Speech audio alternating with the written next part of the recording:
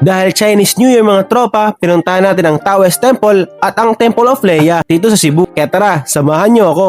Ang Taoist Temple mga tropa, itinayo ito ng Chinese community bilang simbolo ng kanilang paniniwala at kultura. Sa bawat detalye ng templo, mula sa makukulay na disenyo hanggang sa mga dragon statues, makikita mo talaga ang lalim ng tradisyon. Isang lugar para huminto ng sandali at pakinggan ang katahimikan.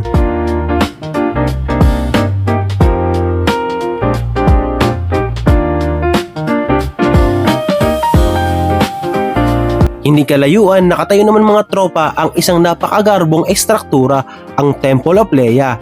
Isang templong itinayo bilang patunay na walang hanggang pag-ibig ni Chudorico Soriano Adarna kay Leia Vela Albino Adarna. Sa laki ng mga haligi at lawak ng lugar mga tropa, parang may kwento ang bawat pader. Habang naglalakad ka sa loob, ramdam mo talaga mga tropa ang pagmamahal at alaala na nais ipreserba ng lugar na ito.